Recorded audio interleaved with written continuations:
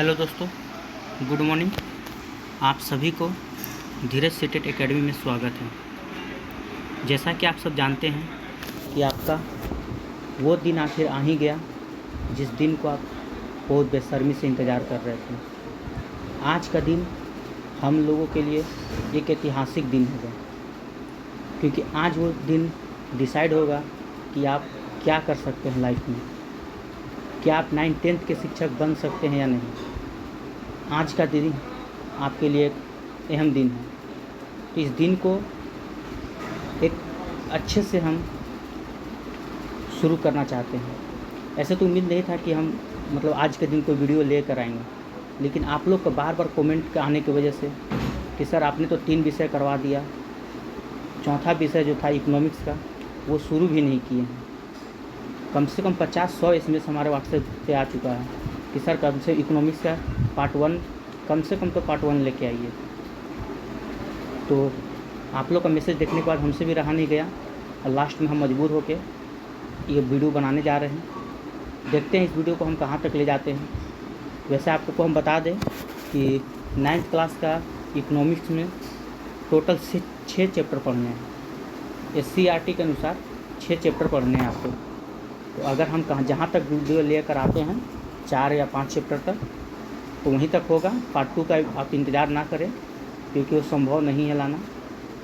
हम भी नहीं चाहते हैं कि आज के दिन आप कुछ नया चीज़ पढ़ें, क्योंकि एक बार में आपको याद नहीं होगा और आप होपलेस हो जाइएगा। इसलिए जो चीज़ पढ़े हैं बस उसी को रिपीट करते जाइए, रिवाइज करते जाइए, आज दिन वही कीजिए। लेकिन ज़्यादा आप लोग को मैसेज करने की वजह से हमें ये वीडियो को लाना पड़ा मजबूरन, ठीक है। तो ज़्यादा समय नहीं लें।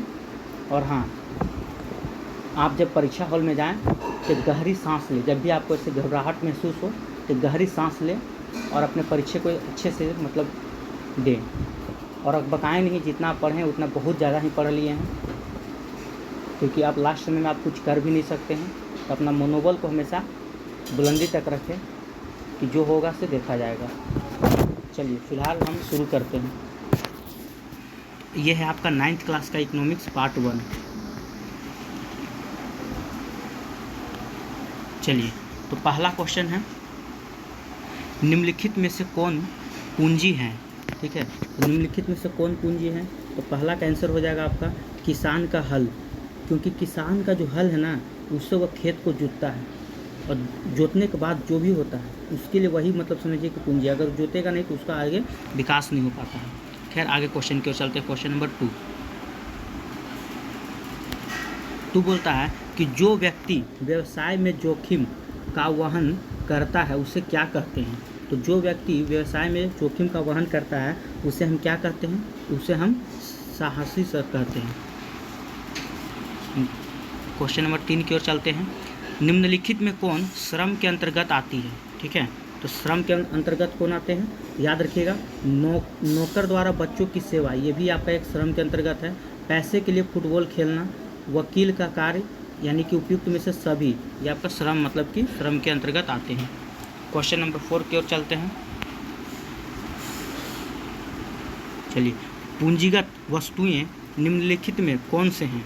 ठीक है, तो ये कौन सा हो जाएगा। अभी जस्ट हम क्वेश्चन को पहला ही क्वेश्चन शायद यही था, पूंजी कौन है, वस्तु कौन सा होता है। याद रखिए, देखिए हल क्या है, ये भी आपका क्या पूंजीगत है। मशीन क्या है, ये भी आपका है। ट्रैक्टर क्या है, ये भी आपका है। ये सब जब तक नहीं रहेगा तब तक आपका पूंजी होगा नहीं। तो पूंजीगत वस्तु क्या है, यही सब आपका पूंजीगत वस्तु करने का उपयुक्त में से सभी। नेक्स्ट क्वेश्चन की ओर चलते हैं। क्वेश्चन नंबर 5, चल पूंजी निम्नलिखित में से कौन है।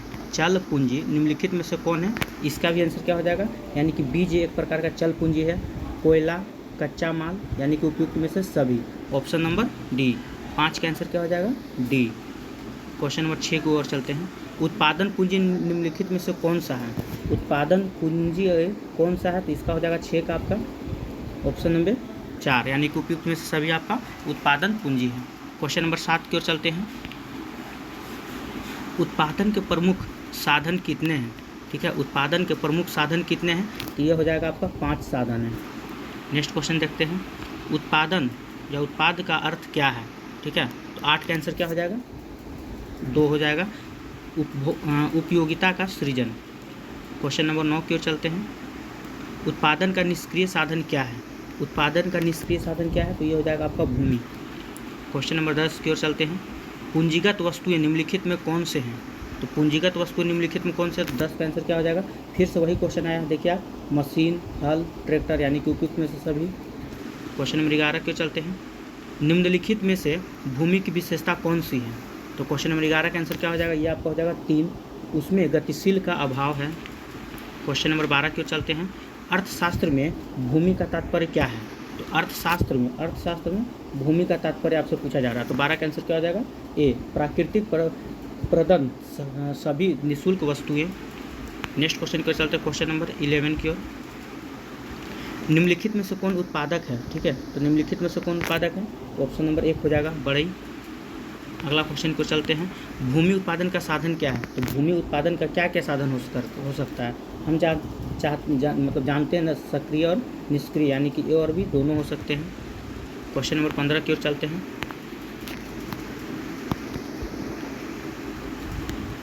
निम्न में से भूमि की विशेषता कौन सी है? तो भूमि की विशेषता कौन सी है? तो option number C. Question number 16 देखते हैं। उत्पादन का साधन है, तो उत्पादन का साधन क्या है? ये हो जाएगा आपका श्रम। अगला क्वेश्चन देखते हैं। निम्नलिखित में से कौन उत्पादन का साधन नहीं है? 17 का हो जाएगा आपका 4, उपभोग नहीं है। क्वेश्चन नंबर 5 देखते हैं। निम्नलिखित में से कौन अचल पूंजी है? देखिए, वहाँ आपसे चल पूंजी पूछा था, यहाँ आपसे अचल पूंजी पूछ रहा है। इस पर थोड़ा फोकस कीजिएगा। यहाँ से क्या पूछ रहा है? अचल पूंजी। अचल पूंजी में क्या हो जाएगा? तो ये आपका हो जाएगा ऑप्शन नंबर ए, कारखाने का भवन। ठीक है, ये आपका अचल पूंजी है। क्योंकि चल पूंजी हम पीछे पढ़ चुके हैं। कोयला आपका चल पूंजी है, कच्चा माल चल पूंजी है, पेट्रोल आपका चल पूंजी है। ठीक है, क्वेश्चन नंबर 19 की ओर चलते हैं। भारत में कृषि की नवीन पद्धति कब अपनाई गई? तो भारत में कृषि की नवीन पद्धति कब अपनाई गई? ये हो जाएगा आपका 19 का आंसर क्या हो जाएगा? तो 2, 1966 से लेकर 60 से 1967 तक। ठीक है, 66 से लेकर 67 तक। अगला क्वेश्चन क्यों चलते हैं। हमारे देश के किस राज्य में हरित क्रांति का सर्वाधिक प्रभाव पड़ा? ये क्वेश्चन आपका VVI पॉइंट है, याद रखिएगा। ठीक है, हमारे देश के किस राज्य में हरित क्रांति का सर्वाधिक प्रभाव पड़ा था? तो कौन सा राज्य था? ये आपका हो जाएगा पंजाब एवं हरियाणा में। ठीक है, यहाँ हरित क्रांति का सर्वाधिक प्रभाव पड़ा था। ऑप्शन नंबर 20 का 4। अगला क्वेश्चन को चलते हैं 21 नंबर। भूमि के अंतर्गत आता है, तो भूमि के अंतर्गत क्या आता है? तो याद रखिएगा, भूमि के अंतर्गत आपका हल आता है। ठीक है, 22 नंबर क्वेश्चन देखते हैं। चलिए, मानसिक श्रम के अंतर्गत आता है, तो मानसिक श्रम के अंतर्गत क्या आता है? 22 का आंसर क्या हो जाएगा? 22 का आंसर आपका हो जाएगा 3, वकील द्वारा कचहरी में बहस करना। ये क्या है? एक मानसिक श्रम के अंतर्गत आता है। क्वेश्चन नंबर 23 चलते हैं। कार्यशील पूंजी के अंतर्गत रखा गया है, याद रखिएगा, कार्यशील पूंजी के अंतर्गत रखा जाता है। तो किसे रखा जाता है कार्यशील पूंजी के अंतर्गत? तो 23 का आंसर क्या हो जाएगा? 23 का आंसर आपका हो जाएगा 4, मुद्रा को। नेक्स्ट क्वेश्चन की ओर चलते हैं। गोपालपुर गांव की कार्यशील संख्या के कितने प्रतिशत लोग कृषि कार्य करते हैं? कहने का मतलब है कि गोपालपुर गांव है, एशियाड के जब आप बुक पढ़िएगा तो वहाँ से गोपालपुर गांव के बारे में बताया गया है। ठीक है, कि कार्यशील जनसंख्या के कितने प्रतिशत लोग कृषि कार्य करते हैं? ठीक है, एक कितना हो जाएगा? 24 का आंसर क्या हो जाएगा? तो 75% लोग जो वहाँ कृषि का कार्य करते हैं। क्वेश्चन नंबर 25 देखते हैं। अर्थशास्त्र में भूमि शब्द का क्या अर्थ होता है? तो अर्थशास्त्र में याद रखिएगा, भूमि शब्द का क्या अर्थ होता है? तो इसका अर्थ होता है ये सभी होता है, यानी कि भूमि की ऊपरी सतह, खनिज संपदा और जंगल, ये सब जो है ना भूमि का मतलब कि अर्थ का नाम होता है, यानी कि उपयुक्त में से सभी। Option number D. अगला क्वेश्चन पर चलते हैं। उत्पादन के साधनों में कौन सर्वाधिक महत्वपूर्ण है? उत्पादनों के साधनों में कौन सर्वाधिक महत्वपूर्ण है? तो 26 का आंसर क्या हो जाएगा? 26 का आपका हो जाएगा ऑप्शन नंबर 2, श्रम। अगला क्वेश्चन देखते हैं। वही आपसे फिर से वही क्वेश्चन पूछ रहा है, कार्यशील पूंजी कौन सी है? तो कार्यशील पूंजी कौन सी है? हम इससे पहले भी देखे थे। ठीक है, खाद और बीज, ये आपका कार्यशील पूंजी में आ जाएगा। अगला क्वेश्चन देखते हैं। पूंजी उत्पादन का साधन है, तो पूंजी उत्पादन का साधन क्या है? तो याद रखिएगा, निष्क्रिय। अगला क्वेश्चन देखते हैं 29। ठीक है, चल पूंजी क्या है? आपसे यहाँ भी चल पूंजी के बारे में पूछ रहा है। तो 29 का क्या हो जाएगा? 29 का आपका 3 हो जाएगा, खाद बीज, ये आपका चल पूंजी है। 30 नंबर क्वेश्चन देखते हैं, माल्थस का सिद्धांत किससे संबंधित है? तो माल्थस का जो सिद्धांत है वो आपका जनसंख्या से संबंधित है। इसको थोड़ा देख लीजिएगा, माल्थस का सिद्धांत किससे संबंधित है, ये वीवीआई बन सकता है आपके लिए, ठीक है। माल्थस का सिद्धांत किससे संबंधित है? तो जनसंख्या से संबंधित है। क्वेश्चन नंबर 31 की ओर चलते हैं। देखिए तो दोस्तों थोड़ा सा PDF मतलब धुंधला टाइप का आया है, तो अगर आपका डिमांड होगा तो हम PDF डाल देंगे, और नहीं तो इस फिर फ्रेश कभी भी मौका मिलेगा तो डाल देंगे। फिलहाल आपको इसी से काम चलाना पड़ेगा। चलिए क्वेश्चन नंबर 31 की ओर चलते हैं। उत्पादन का साधन है, तो उत्पादन का साधन क्या है? तो 31 का आंसर क्या हो जाएगा? तो श्रम आपका उत्पादन का साधन है। नेक्स्ट क्वेश्चन की ओर चलते हैं। निम्नलिखित में से कौन उत्पादन का साधन नहीं है? देखिए यहाँ पे ऑप्शन एक बार पूछा है और एक बार पूछ रहा नहीं है, तो कौन नहीं है? तो याद रखिएगा 32 का 4, यानी कि उपभोग नहीं है उत्पादन का कोई साधन। क्वेश्चन नंबर 33 देखते हैं। निम्नलिखित में कौन पूंजी है? ठीक है, निम्नलिखित में कौन पूंजी है? तो इसका क्या हो जाएगा 33 का? तो 33 का आंसर हो जाएगा आपका 3। किसान का हल जो है ना, पहले भी हम लोग डिसाइड मतलब कि क्वेश्चन को कर चुके हैं कि पूंजी कौन है, तो हल एक पूंजी है, ठीक है। चलिए क्वेश्चन नंबर 34 की ओर चलते हैं। जो व्यक्ति व्यवसाय में जोखिम का वहन करता है उसे क्या कहते हैं? ठीक है, तो 34 का क्या हो जाएगा? उसे हम साहसी, थोड़ा सा मिस प्रिंट हो गया है, ठीक है, साहसी कहते हैं। चलिए अगला क्वेश्चन देखते हैं 35 की ओर। निम्नलिखित में कौन श्रम के अंतर्गत आता है? तो श्रम के अंतर्गत कौन आता है? 35 का क्या हो जाएगा? तो 3, शिक्षक द्वारा अध्यापन, ठीक है, ये आपका श्रम के अंतर्गत आता है। तो इस प्रकार से हम लोग 9th क्लास का इकोनॉमिक्स का चैप्टर नंबर 1 ख़त्म कर चुके हैं। अब हम लोग चलते हैं 9th क्लास का चैप्टर नंबर 2 की ओर, जो आपका चैप्टर का नाम है मानव एक संसाधन, ठीक है। चलिए तो शुरू करते हैं, ज़्यादा टाइम नहीं लेना चाहेंगे हम आपका। तो पहला क्वेश्चन है, बिहार में न्यूनतम पुरुष साक्षरता दर वाला जिला कौन सा है? बहुत वीवीआई क्वेश्चन बन सकता है ये आपके लिए, क्योंकि आप बिहार स्टेट का एग्जाम देने जा रहे हैं कल, ठीक है। इसके लिए ये क्वेश्चन बन सकता है, ये नहीं कर सकते, यही मतलब होगा, याद रखिएगा। चलिए तो बिहार में न्यूनतम पुरुष साक्षरता दर वाला जिला कौन सा है? तो याद रखिएगा इस जिला कौन सा है? तो कटिहार। आगे चलते हैं क्वेश्चन नंबर 2 की ओर। बिहार में सबसे अधिक महिला साक्षरता दर वाला जिला कौन सा है? ठीक है, तो 2 का क्या हो जाएगा? 2 का आपका हो जाएगा मुंगेर। तीसरा क्वेश्चन देखते हैं, बिहार में न्यूनतम महिला साक्षरता दर वाला जिला कौन सा है? देखिए ये सब तीनों चारों एकदम लाइन से याद रखिए, कोई ना कोई एक आपसे पूछ लिया जाएगा, चाहे तो महिला वाला से पूछ लिया जाएगा या आपका ऐसे पूछ लिया जाएगा। 3 का आंसर क्या हो जाएगा? तो 3 का आंसर आपका हो जाएगा 2, ठीक है। 3 का आंसर क्या हो जाएगा? तो सहरसा। बिहार में न्यूनतम महिला साक्षरता दर वाला जिला कौन सा है? तो सहरसा सबसे न्यूनतम महिला साक्षरता दर वाला जिला है। अगला क्वेश्चन देखते हैं, बिहार में 0 से लेकर 6 वर्ष के बच्चों के लिंगानुपात क्या है? तो बिहार में 0 से लेकर 6 वर्ष के लिंगानुपात कितना है? तो 4 का आंसर क्या हो जाएगा? तो 4 का आंसर आपका हो जाएगा 930। अगला क्वेश्चन देखते हैं क्वेश्चन नंबर 5। साक्षरता दर के अनुसार, ठीक है, बिहार देश में कौन सा स्थान रखता है? जो साक्षरता में बिहार का स्थान कौन सा है? तो 5वां का आंसर क्या हो जाएगा? तो 5 का आंसर आपका हो जाएगा 29वां। अगला चलते हैं, मानव संसाधन के रूप में जाना जाता है, तो मानव संसाधन के रूप में क्या जाना जाता है? ठीक है, तो मानवीय पूंजी को जाना जाता है। नेक्स्ट क्वेश्चन देखते हैं क्वेश्चन नंबर 11। बिहार का 2011 के जनगणना के अनुसार जनसंख्या घनत्व है, तो 2011 के अनुसार जनसंख्या घनत्व कितना है? ठीक है, तो 7 का आंसर क्या हो जाएगा? तो आपका ये हो जाएगा 1102, यानी कि 1102। अगला क्वेश्चन चलते हैं, भारत की कुल जनसंख्या, ठीक है, 2011 के जनगणना के अनुसार है, तो भारत की कुल जनसंख्या 2011 के जनगणना के अनुसार कितना है? तो 8 का आंसर क्या हो जाएगा आपका? 1। अगला देखते हैं, और 8 नंबर का क्वेश्चन का ना आप लोग थोड़ा डाटा देख लीजिएगा, कहीं कि आगे पीछे हो सकता है, अंक इधर उधर हो जाएगा, तो इसका डाटा आप लोग देख लीजिएगा थोड़ा। 8 नंबर का जनसंख्या वाला। 11 नंबर क्वेश्चन चलते हैं, 9 नंबर क्वेश्चन, भारत में 2011 की जनगणना के अनुसार स्त्री पुरुष का अनुपात कितना है? तो स्त्री पुरुष का अनुपात आपका कितना है? तो 9 का आंसर क्या हो जाएगा? 4। तो स्त्री का 920 और 1000 पुरुषों में 920 स्त्री का अनुपात रखा गया है। अगला क्वेश्चन देखते हैं क्वेश्चन नंबर 10 की। PDF थोड़ा सा गंदा आया है, इसके लिए हम क्षमा चाहते हैं आप लोग से, ठीक है।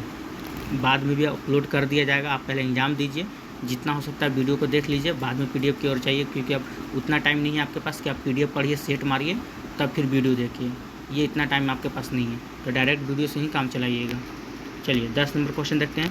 2011 की जनगणना के अनुसार भारत में, ठीक है, भारत में जनसंख्या घनत्व कितना है? इसमें आपको भारत में पूछा गया है, तो भारत में कितना है? तो 382 व्यक्ति प्रति वर्ग किलोमीटर। अगला क्वेश्चन देखते हैं। मनुष्य की मूलभूत आवश्यकताएं हैं, तो मनुष्य की मूलभूत आवश्यकताएं कौन कौन सी है? तो 11 से क्या हो जाएगा? 11 का आपका डी हो जाएगा, इनमें से सभी, यानी कि भोजन का, वस्त्र भी आवश्यकता का है, मकान चाहिए, शिक्षा चाहिए, यानी कि सबका सभी हो जाएगा। क्वेश्चन नंबर 12 देखते हैं। ये 2-4 क्वेश्चन ही ऐसा है, बाकी फिर आपको अच्छा क्वेश्चन मिलने वाला है, ठीक है, क्योंकि बुक में भी आपको मतलब थोड़ा ठीक से नहीं था। चलिए 12 नंबर क्वेश्चन देखते हैं। निम्न में से कौन मानवीय पूंजी नहीं है? फिर से आपसे क्या पूछ रहा है? नहीं पूछा जा रहा है, इस बात पे हमेशा ध्यान दीजिएगा, नहीं पे, ठीक है। तो 12 का क्या हो जाएगा? 12 का आपका डी हो जाएगा, प्रबंधन, ये आपका पूंजी नहीं है। 13 नंबर क्वेश्चन देखते हैं। भारत में मानव की औसत आयु निम्न में से क्या है? तो भारत में मानव की औसत आयु निम्न में से क्या है? तो 13 का आंसर क्या हो जाएगा? 13 का आंसर आपका हो जाएगा ए, 63.5 वर्ष। अगला क्वेश्चन देखते हैं। मानवीय संसाधन में निवेश के मुख्य अंग हैं, तो मानवीय संसाधन में निवेश के मुख्य अंग क्या हैं? 14 का आंसर क्या हो जाएगा? ये आपका हो जाएगा तीनों, यानी कि कहने का मतलब है क्या? आपका शिक्षा भी चाहिए, स्वास्थ्य भी चाहिए और आवास भी चाहिए। अगला क्वेश्चन की ओर चलते हैं।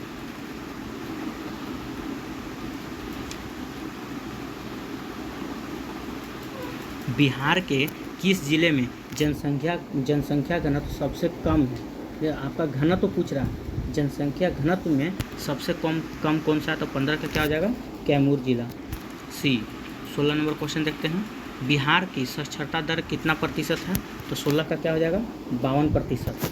लेकिन अब हम लोग को क्या करना है? इसको पढ़ा के, ठीक है, और आगे ले जाना है। फर्स्ट नंबर पे केरल के बाद अगर आना चाहिए तो हमारा बिहार ही आना चाहिए, और हम तो बोलें तो केरल को भी पीछे छोड़ देना चाहिए, क्योंकि अब जो शिक्षक बनेंगे ना, तो एक मतलब साक्षर हमारा मतलब बिहार राज्य भी साक्षर बनेगा। अगला क्वेश्चन की ओर चलते हैं। Question number 17। भारत में स्त्रियों की साक्षरता दर पुरुषों की साक्षरता दर से, ठीक है, क्या है? अधिक है कि कम है कि बराबर है, क्या है? तो 17 नंबर क्या हो जाएगा? तो 17 का आंसर आपका हो जाएगा कम है। अगला क्वेश्चन रखते हैं। 2001 की जनगणना के अनुसार, ठीक है, 2001 की जनगणना के अनुसार भारत में मृत्यु दर है, तो भारत में मृत्यु दर कितना है? तो 18 का क्या हो जाएगा? इसका आंसर 4 हो जाएगा। 18 क्या हो जाएगा? 4, 8.1। 19 नंबर क्वेश्चन देखते हैं। भारत में जनसंख्या घनत्व की दृष्टि से बिहार का स्थान कौन सा है? जनसंख्या में पूछ रहा है बिहार का स्थान, तो याद रखिएगा दूसरा है, पहला पे कौन है? ठीक है, तो आप लोग कमेंट बॉक्स में बताइएगा। अगला चलते हैं। बिहार के किस जिले में जनसंख्या घनत्व सबसे अधिक है? तो बिहार के किस जिला में जनसंख्या घनत्व सबसे अधिक है? तो 20 का आंसर क्या हो जाएगा? तो 20 का आंसर आप लोग हो जाएगा ए, शिवहर में। अगला क्वेश्चन देखते हैं। 2011 की जनगणना के अनुसार सर्वाधिक जनसंख्या वाला राज्य कौन है? ठीक है, 2011 के जनगणना के अनुसार जनसंख्या वाला राज्य मतलब सर्वाधिक, ये कौन हो जाएगा आपका? उत्तर प्रदेश। उसके बाद बिहार का नंबर आता है, नहीं, उसके बाद बिहार तीसरा नंबर पे आता है शायद। हाँ, बिहार हमारा तीसरा नंबर पे आता है, पहला पे उत्तर प्रदेश, दूसरा पे मुंबई महाराष्ट्र शायद।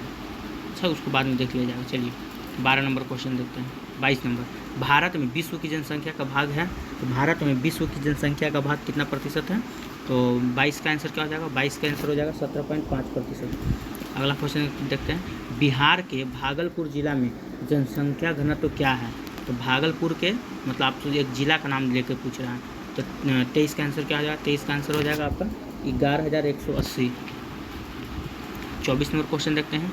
बिहार में, ठीक है, बिहार में सबसे कम जनसंख्या वाला जिला कौन सा है?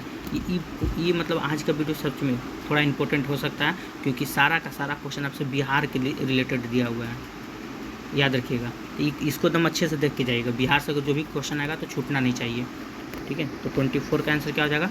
बिहार में सबसे कम जनसंख्या वाला जिला कौन हो जाएगा? तो शिवहर। अगला क्वेश्चन देखते हैं, क्वेश्चन नंबर 25। बिहार में सबसे अधिक जनसंख्या वाला जिला कौन सा है? अगर ये आपसे सबसे अधिक जनसंख्या वाला जिला पूछ दिया तो 25 का आंसर क्या हो जाएगा? 25 का आंसर हो जाएगा आपका ए पटना। चलिए 26 नंबर, 2011 की जनगणना के अनुसार बिहार में पुरुष की जनसंख्या क्या है? तो पुरुष की जनसंख्या कितनी है? तो ये हो जाएगा आपका ऑप्शन नंबर ए। अगला देखते हैं, उत्पादन के प्रमुख में साधन है, उत्पादन के प्रमुख में साधन क्या है? तो 27 का आंसर क्या हो जाएगा? ये आपका आंसर हो जाएगा उपयुक्त में से सभी। नेक्स्ट क्वेश्चन की ओर चलते हैं, क्वेश्चन नंबर 28।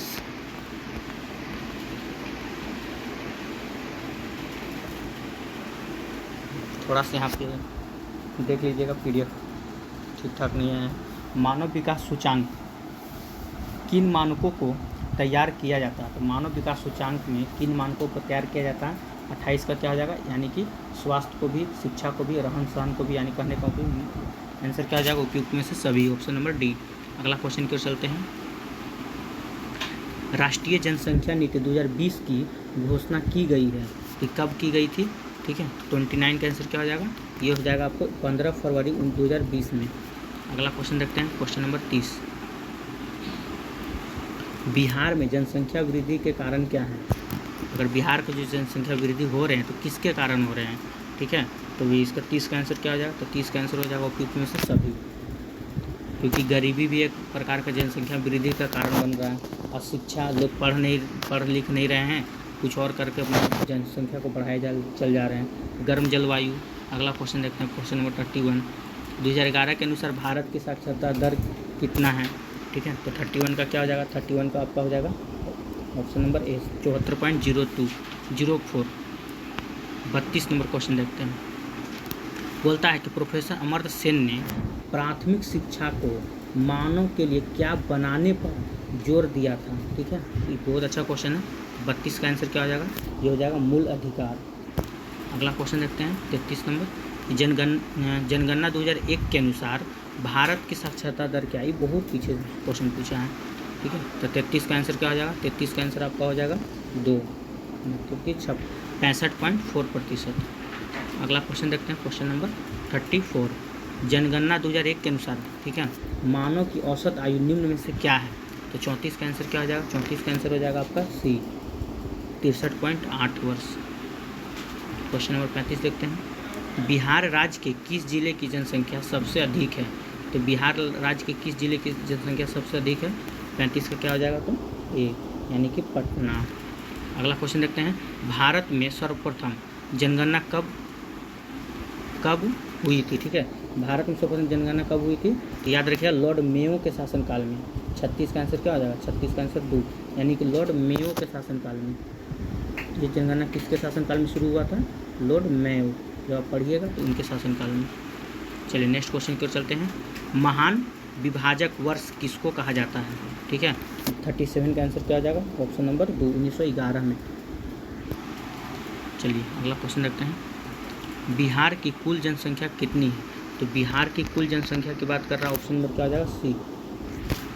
अगला क्वेश्चन देखते हैं,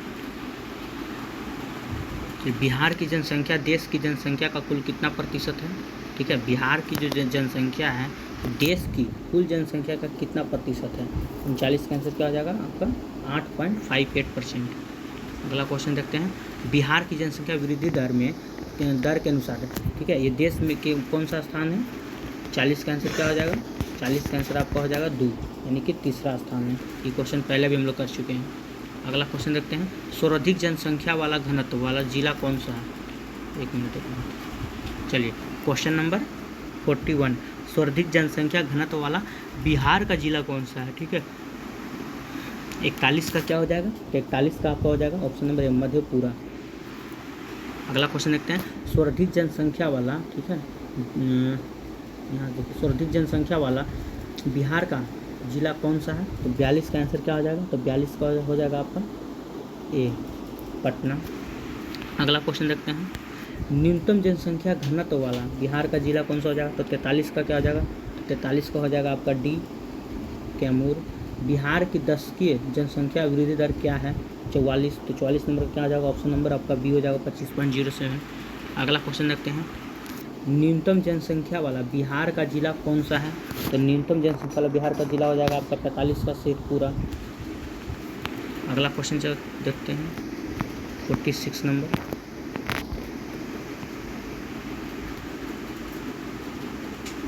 चलिए, लिंगानुपात के अनुसार, ठीक है, बिहार का देश में कौन सा स्थान है? तो 46 नंबर का आंसर क्या हो जाएगा? ये आपका हो जाएगा सी, 25वां स्थान है। बिहार की साक्षरता दर कितनी प्रतिशत है? ठीक है, तो 47 का आंसर क्या हो जाएगा? याद रखिएगा 63.82। अगला क्वेश्चन देखते हैं, बिहार में सर्वाधिक पुरुष साक्षरता दर वाला जिला कौन सा है? जो पुरुष में सबसे आगे कौन है? 48 का आंसर क्या हो जाएगा? ये हो जाएगा भोजपुर। अगला क्वेश्चन देखते हैं, आर्थिक विकास एक है, तो आर्थिक विकास एक क्या है? इसका आंसर क्या हो जाएगा? ये आपका हो जाएगा प्रक्रिया। अगला क्वेश्चन देखते हैं, क्वेश्चन नंबर 50, पूंजीगत वस्तुएं कहाँ, बोलो पूंजीगत वस्तुएं कही जाती है? तो पूंजीगत वस्तु किसे कही जाती है? इससे पहले भी इस क्वेश्चन को हम लोग डील कर चुके हैं, ठीक है। किससे कहते हैं हम पूंजीगत में? ये हो जाएगा आपका कच्चा माल। अगला क्वेश्चन देखते हैं, भौतिक पूंजी निम्न में से कौन सा है? तो भौतिक पूंजी इसमें से कौन सा है? 51। तो 51 का आंसर क्या हो जाएगा? तो ए, औजार।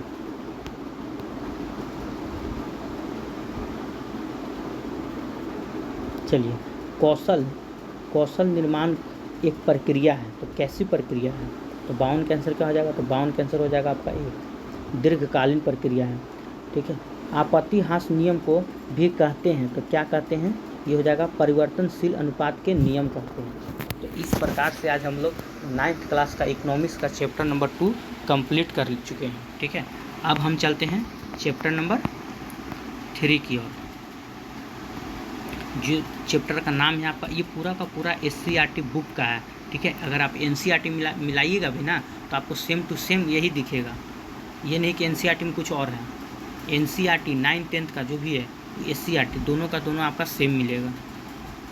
चलिए, हाँ, हो सके बिहार के बारे में चैप्टर जो है ये आपका नहीं दिया हो NCERT में, क्योंकि ये SCERT का बुक है, इसमें दिया हुआ है। चैप्टर शायद आगे पीछे हो सकता। चलिए, तो हम चलते हैं गरीबी की ओर। अगला चैप्टर है गरीबी। देखते हैं पहला क्वेश्चन क्या है। काम के बदले, ठीक है, अनाज का राष्ट्रीय कार्यक्रम की शुरुआत किस वर्ष हुई थी? इसका किस वर्ष शुरुआत हुआ था? इसका आंसर क्या हो जाएगा? तो इसका आंसर हो जाएगा आपको वर्ष 2004 में। अगला क्वेश्चन देखते हैं, प्रोफेसर अमर्त्य सेन कौन थे? ठीक है, ये कौन थे? वैज्ञानिक थे या राजनीतिक थे या क्या थे? तो दो का आंसर क्या हो जाएगा? तो दो का आंसर आपका क्या हो जाएगा? प्रमुख अर्थशास्त्री थे। अगला क्वेश्चन देखते हैं, भारत में गरीबी के प्रमुख कारण हैं, तो भारत में गरीबी के प्रमुख कारण क्या क्या हो सकते हैं बताइए? 3 का आंसर क्या होगा आपके हिसाब से? विदेशी शासन जरूरी था, भारत मतलब गरीब क्यों हुआ? अच्छा, जनसंख्या में वृद्धि, ये भी सही है। कृषि का पिछड़ापन, ये भी सही है, यानी कि उपयुक्त में से सभी। अगला क्वेश्चन देखते हैं, क्वेश्चन नंबर 4, अंतर्राष्ट्रीय निर्धनता रेखा के अंतर्गत किसे गरीबी माना जाता है? ठीक है, तो 4 का आंसर क्या हो जाएगा? 4 का आंसर हो जाएगा आपका ए, जिस व्यक्ति की आय $1.25 दैनिक से कम है, ठीक है। चलिए 5 चलते हैं,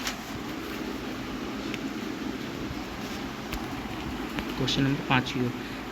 संगठित क्षेत्र के अंतर्गत आते हैं, संगठित क्षेत्र के अंतर्गत कौन आते हैं? इसका आंसर क्या हो जाएगा? इसका हो जाएगा आपको देखते हैं, हाँ, उपयुक्त में से सभी आते हैं। कौन आते हैं? तो ये सभी आते हैं। चलिए नेक्स्ट क्वेश्चन की ओर चलते हैं, क्वेश्चन नंबर 6 की ओर। संगठित क्षेत्र के अंतर्गत आते हैं, फिर से उसी टाइप का क्वेश्चन है, ठीक है। तो इसका क्या हो जाएगा? मतलब ए और बी दोनों, ठीक है, यानी कि ऑप्शन नंबर सी। अगला क्वेश्चन देखते हैं, असंगठित क्षेत्र के अंतर्गत आते हैं। ये अच्छा क्वेश्चन बनाया है। असंगठित में कौन कौन हो जाएगा? याद रखिएगा, ऑप्शन नंबर ए, जहाँ किसी भी नियम का पालन नहीं किया जाता, वो असंगठित क्षेत्र हो जाएगा। भूमिहीन किसान क्या है? असंगठित क्षेत्र हैं। लघु किसान, ये क्या है? असंगठित क्षेत्र, यानी कि वो कहने का मतलब उपयुक्त में से सभी। इसका आंसर क्या हो जाएगा? सभी। अगला क्वेश्चन देखते हैं, क्वेश्चन नंबर 8। चलिए, तो ये बोलता है डॉक्टर MS अहलूवालिया के अनुसार भारत में गरीबी का कारण क्या है? ठीक है, तो उनके अनुसार संपत्ति का असमान वितरण, ठीक है, असमान वितरण जो है ये गरीबी का कारण है। 9 नंबर, बिहार में गरीबी रेखा के नीचे जीवन यापन करने वाली ग्रामीण जनसंख्या का प्रतिशत राष्ट्रीय औसत से है, तो कितना से है, तो 9 का क्या हो जाएगा, सी। अगला क्वेश्चन देखते हैं। बिहार में 1999 से लेकर 2000 में गरीबी रेखा के नीचे रहने वाले ग्रामीण जनसंख्या का प्रतिशत कितना था। ठीक है, ये कितना प्रतिशत है, तो 10 का आंसर क्या हो जाएगा, 10 का आंसर आपका हो जाएगा 42.6%। अगला क्वेश्चन देखते हैं। भारत की प्रमुख आर्थिक समस्या नहीं है, तो भारत की प्रमुख आर्थिक समस्या नहीं है तो क्या नहीं है, ये क्या हो जाएगा, औद्योगिक विकास। ठीक है, 12 नंबर क्वेश्चन देखते हैं। शहरी क्षेत्र में व्यक्तियों को भोजन में प्रतिदिन कैलोरी की आवश्यकता होती है। ठीक है, तो कितना मतलब कैलोरी चाहिए, तो 12 का आंसर क्या हो जाएगा, तो 2100 कैलोरी। अगला क्वेश्चन देखते हैं। Question number 13। सरकार द्वारा वर्ष 2005 में, ठीक है, ग्रामीण क्षेत्रों में एक व्यक्ति के लिए प्रति माह निर्धन मतलब कितना रेखा की राशि को निर्धारित किया गया। ठीक है, तो कितना रेखा कहा गया है, 13 का क्या हो जाएगा, 356 रुपये। ठीक है, ऑप्शन नंबर बी। अगला क्वेश्चन पे चलते हैं। बिहार की कुल जनसंख्या का कितना प्रतिशत भाग गरीबी रेखा के नीचे है। ठीक है, तो 14 का क्या हो जाएगा, 14 का आंसर हो जाएगा आपका 41% से नीचे है। क्वेश्चन नंबर 15 देखते हैं। ग्रामीण क्षेत्र में निर्धनों में सम्मिलित हैं, तो कौन सम्मिलित आते हैं, तो 15 का हो जाएगा रिक्शा चालक। गरीबी में, ठीक है, बिहार भारत के राज्यों में कौन सा स्थान पे आता है, तो 16 का क्या हो जाएगा, ए, यानी कि दूसरा नंबर पे बिहार आता है। अगला क्वेश्चन देखते हैं। 2011 की जनगणना के अनुसार भारत के इन राज्यों में सबसे अधिक गरीबी कहाँ है, सबसे अधिक कहाँ है, क्योंकि हम जानते हैं दूसरा पे कौन है, तो हमारा बिहार है, तो पहला पे कौन हो जाएगा, तो उड़ीसा हो जाएगा। ठीक है, सबसे अधिक गरीबी आपको उड़ीसा में है। अगला क्वेश्चन देखते हैं। 18 नंबर, गरीबी रेखा के नीचे रहना, इसको क्या कहा जा सकता है, इसको हम क्या कहते हैं, तो गरीबी का सूचक कहते हैं। चलिए क्वेश्चन नंबर 19 पे चलते हैं।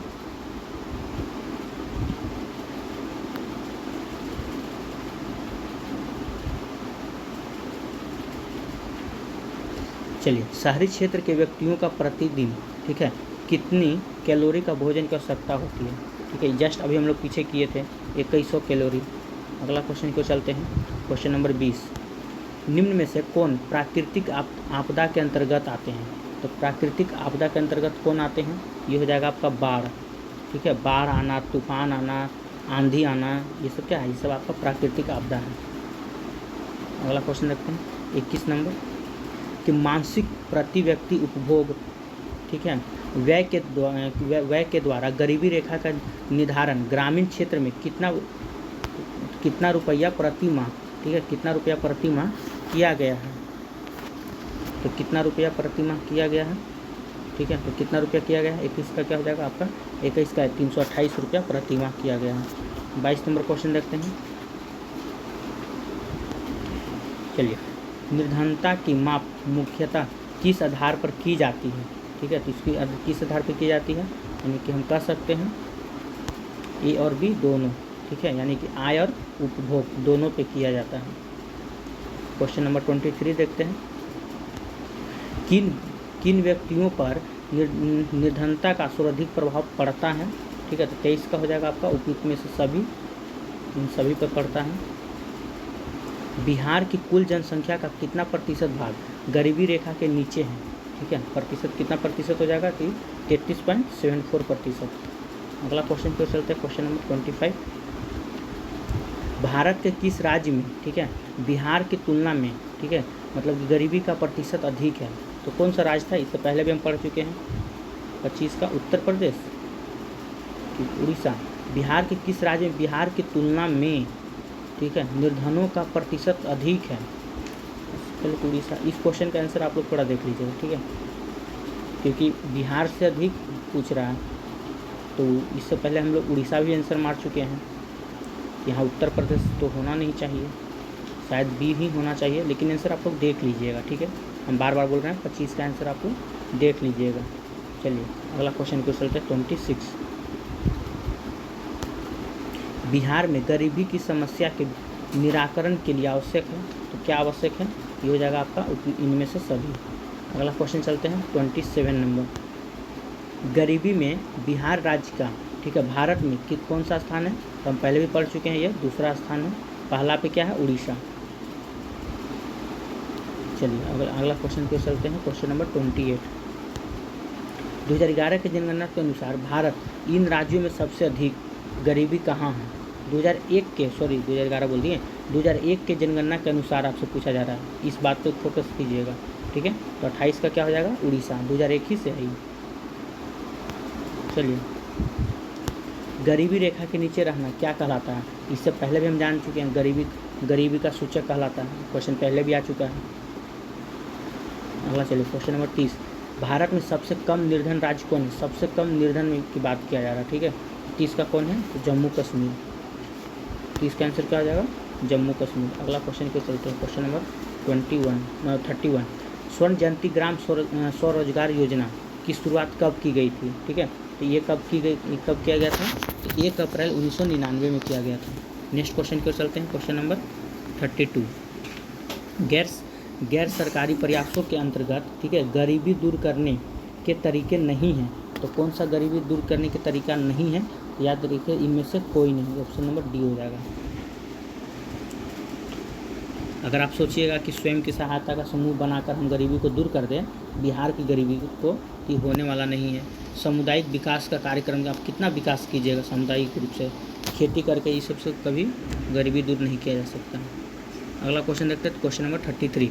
बिहार की अर्थव्यवस्था मूलतः आधारित है, तो बिहार की अर्थव्यवस्था मतलब किस पे आधारित है? 33 का क्या हो जाएगा? यह हो जाएगा आपका ऑप्शन नंबर ए, ठीक है, कृषि प्रधान पर। अगला क्वेश्चन देखते हैं 34। गरीबी को यह भी कहा जाता है, तो गरीबी को और क्या कहा जाता है? तो गरीबी को हम क्या बोल सकते हैं? यानी कि निर्धनता। 1 मिनट, थोड़ा पानी नहीं पिए। चलिए दोस्तों, तो क्वेश्चन की शुरुआत करते हैं। Question number 35। थोड़ा सा दिक्कत है पीडीएफ में। चलिए, मनुष्य को, ठीक है, मनुष्य को उत्पादन का एक साधन माना जाता है, ठीक है। चलिए, तो कैसा हो जाएगा? 35 का आंसर क्या हो जाएगा? तो 35 का हो जाएगा आपका ऑप्शन नंबर ए, सक्रिय साधन माना जाता है। अगला क्वेश्चन पर चलते हैं 36। गरीबी रेखा के नीचे रहने वाले लोग को क्या कहते हैं? तो बहुत बारी क्वेश्चन आ चुका है, ठीक है। 36 को क्या हो जाएगा? 2। गरीबी रेखा के नीचे रहने वाले लोग को क्या कहते हैं? गरीब नहीं कहते, गरीबी रेखा के नीचे अगर रह रहे हैं, इसका क्या हो जाएगा? गरीबी रेखा के नीचे रहने वालों को निर्धन कहते हैं। चलिए,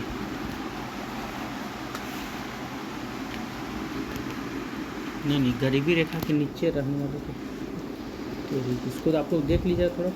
क्वेश्चन नंबर 36 को डाउट है इसमें हमको थोड़ा। नहीं, ठीक तो है, निर्धन ही होना चाहिए। चलिए, 36 का क्या हो जाएगा? तो ये हो जाएगा, क्या है डाउट है? 36 का आपका ए हो जाएगा। नेक्स्ट क्वेश्चन पर चलते हैं। गरीबी का अर्थ होता है, ठीक है, तो गरीबी का अर्थ क्या होता है? 37 का ये हो जाएगा आपका न्यूनतम, ठीक है, न्यूनतम आवश्यकता की पूर्ति का नहीं होना, ठीक है, इसको हम गरीबी रेखा का अर्थ कह सकते हैं। अगला क्वेश्चन देखते हैं। भारत में किस राज्य में बिहार की तुलना में निर्धनों की संख्या अधिक है? ठीक है, तो देखिए, बिहार की तुलना की बात कर रहा है, तो बिहार की तुलना में सबसे अधिक कहाँ है? तो हम उड़ीसा में जानते हैं। 38 का क्या हो जाएगा? नहीं, बिहार की तुलना में निर्धनों की संख्या कहाँ है? नहीं, पहला पे है उड़ीसा, याद रखिए, यहाँ पे थोड़ा मार खा रहे हैं। पहला पे कौन है? उड़ीसा, ठीक है, और दूसरा पे, लेकिन यहाँ पूछा नहीं है 2001 या 2011 के, ये हो जाएगा उत्तर प्रदेश। 38 का कैंसर हो जाएगा, 38 कैंसर हो जाएगा उत्तर प्रदेश, ठीक है, पहला पे है उड़ीसा। अगला चलिए, भारत के, ठीक है, किस राज्य में निर्धनों का प्रतिशत बिहार से अधिक है? बिहार से अधिक कहाँ है? ठीक है, तो 39 का क्या हो जाएगा? 39 का हो जाएगा आपका ऑप्शन नंबर क्या हो जाएगा? गुजरात का। अगला क्वेश्चन चलते हैं। बिहार में गरीबी, चलिए 40 नंबर, बिहार में गरीबी समस्या के निदान के लिए आवश्यक है, तो क्या आवश्यक है? 40 का आंसर क्या हो जाएगा? 40 का आंसर आपका हो जाएगा डी, ठीक है, इन तीनों। 1 मिनट और फिर से देख लीजिए, ठीक है, कृषि का विकास भी जरूरी है, उचित जल का प्रबंधन भी जरूरी है, पर्याप्त निवेश भी जरूरी है, यानी कि उपयुक्त सभी, यानी कि तीनों जरूरी है। अगला क्वेश्चन देखते हैं। Question number 41। निरपेक्ष जीवन स्तर में निम्न में से किसकी मात्रा निश्चित नहीं किया जाता है। ठीक है, तो किसकी नहीं किया जाता है, तो इसका आंसर क्या हो जाएगा 41 का बी। 41 का क्या हो जाएगा, दाल का।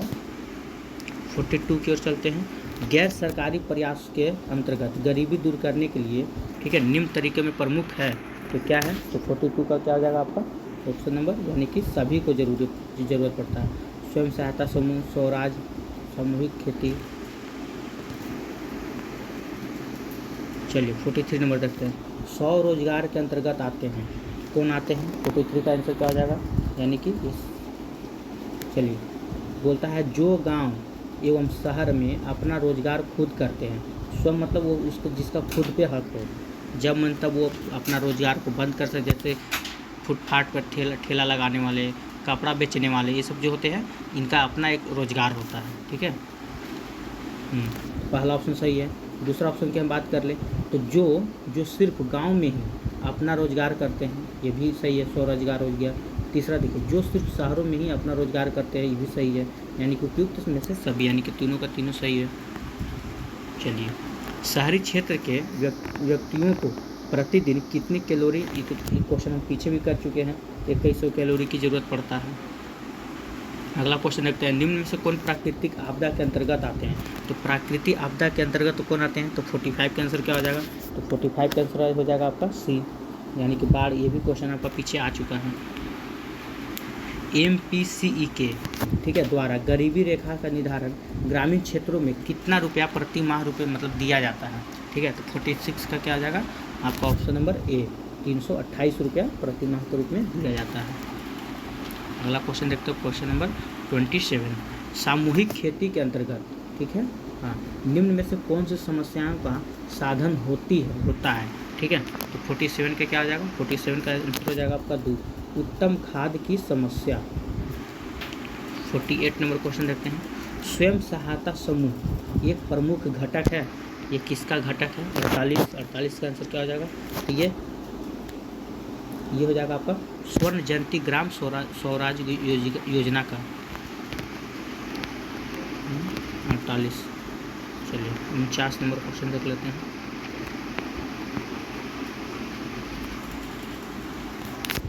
गरीबी दूर करने के लिए, ठीक है, सरकारी प्रयासों के अंतर्गत निम्न में से कौन है, 49 का क्या हो जाएगा, देखिए सरकार के द्वारा, सरकारी पूछ रहा है, इसका क्या हो जाएगा, तो ऑप्शन नंबर, ठीक है, डी, यानी कि सभी हो जाएगा। क्या क्या हो जाएगा, मतलब राज्य रोजगार गारंटी योजना जो अभी भी चलते आ रहा है, न्यूनतम आवश्यकता कार्यक्रम, ये भी सही है, प्रधानमंत्री ग्रामोदय योजना, ये भी सही है, यानी कि उपयुक्त में से सभी।